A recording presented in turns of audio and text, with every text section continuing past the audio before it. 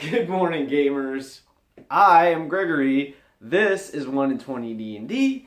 Welcome to DnDaily number 62. So I just checked a moment ago about the Critical Role Kickstarter. Of course, I'm going to do the ongoing updates on how they're doing. I would imagine by the time that this video posts, and certainly if not then, probably by the end of the day at the latest, they will have reached $7,750,000 pledged with over 56,000 backers on this project.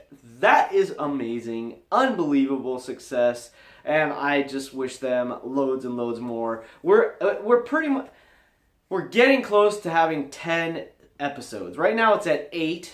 If they reach their next stretch goal, which I have a feeling they probably will in the next, 30 days or whatever's left, I just, oh my goodness, that's amazing, right? Even at 8 episodes, that's like a mini season, right? So, yay! Keep going.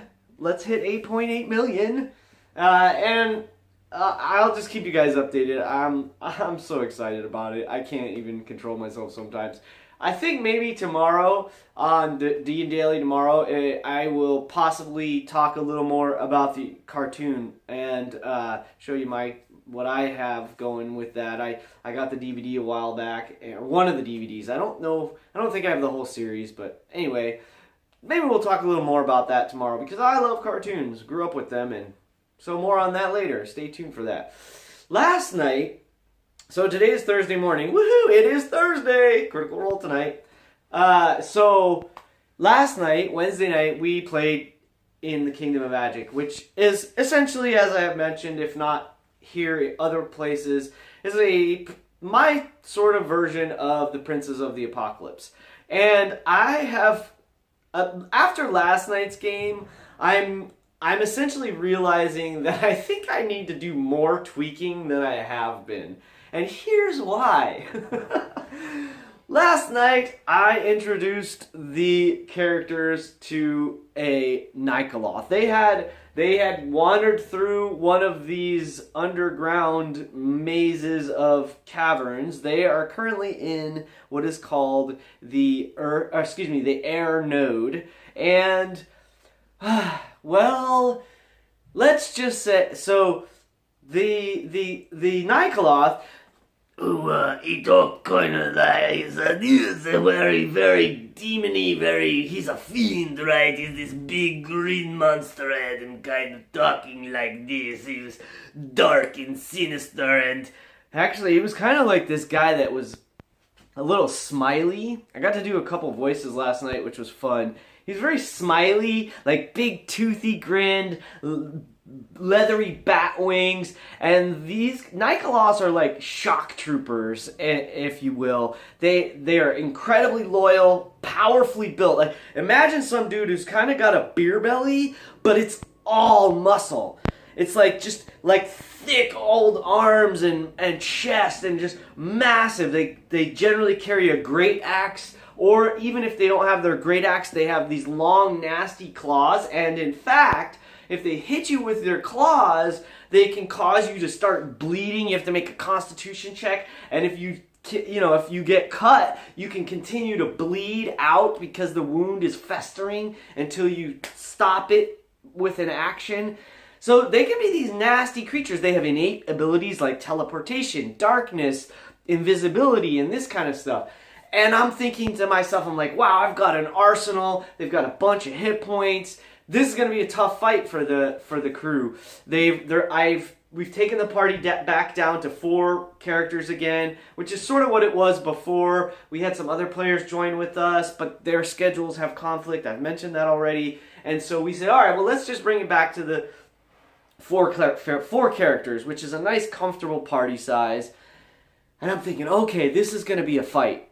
And it was absolutely not! Oh my god, they just rolled through the Nikoloth. I don't even think it took 2 full rounds. Maybe 3. It was a fun fight. I mean, it was the fighting itself only took 2-3 rounds, but the build up to it was kind of crazy because like the Nikoloth cast darkness, and then they're like, oh crap, what do we do? And he backs out of the way one direction, they back out of another, and then the Nikoloth goes invisible, thinking he's gonna sneak up on one of them and just, just come down and bear down on one of them.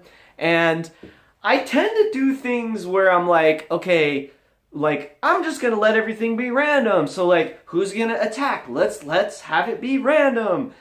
And I'm realizing I did some stuff that I really liked last night. I think I did some stuff that I don't like at all. Number one, I think I'm gonna start choosing who to attack.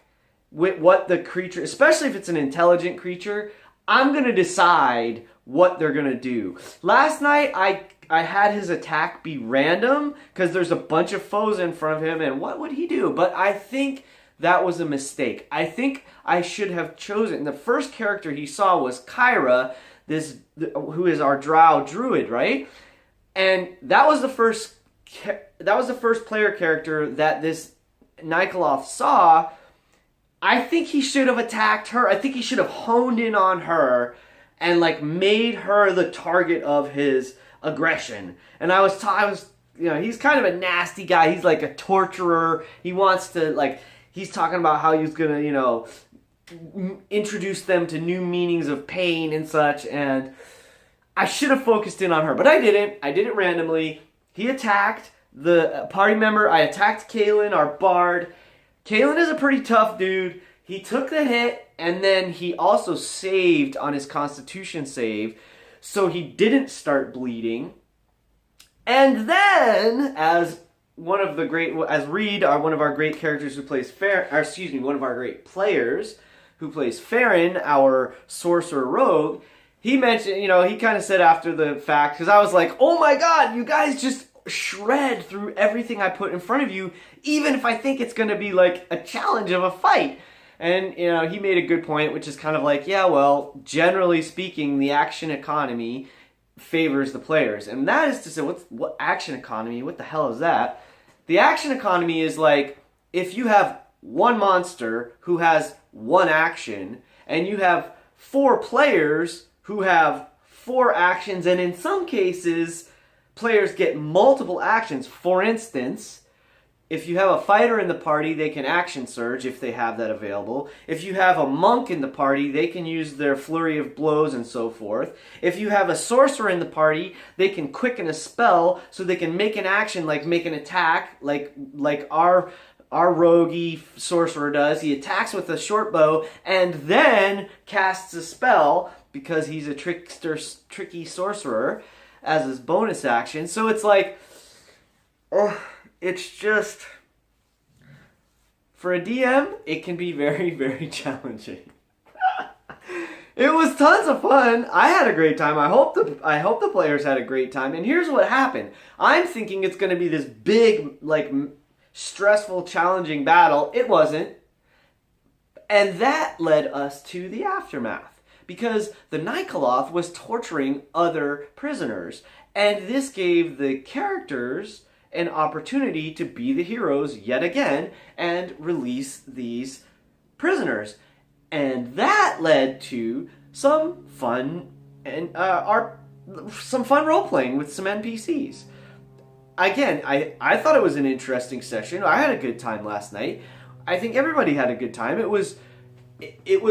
I felt like the pace was good. We did have a rules question, and we're a pretty relaxed group. We're a bunch of friends. We like to sort of, during the game, we like to talk some of that stuff out, which for other games might not be great because, when you're streaming, you want to keep the action moving and that kind of stuff, which is cool, and I still try to do that to some degree, but for us, it works if we sort of hash out, what are we going to do in this game? Because sometimes I just make a ruling, this is the way it is, and here's why. Other times I'm like, well, hey, what's that rule again? I don't really know. So, and we're all players, we all run games and all that. So it's like, hey, how does that one work again? And so sometimes we kind of have almost a little mini debate about it, or like a rules check in the moment, which for us, it works. How do you do that in your games? Do you guys, if you're a DM, is it kind of like, well, what I say goes and we'll figure it out later?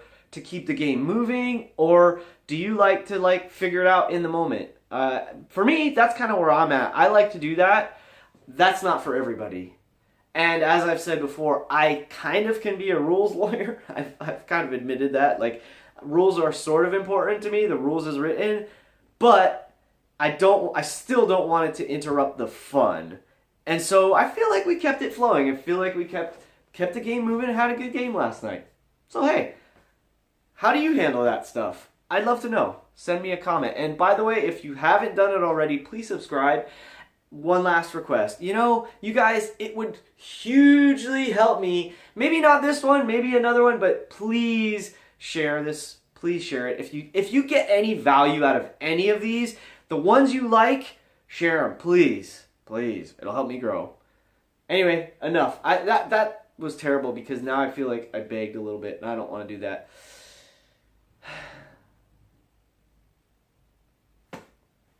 Hey, thanks for watching. I'm Gregory. I'll see you at a table someday. And until then, keep rolling 20s.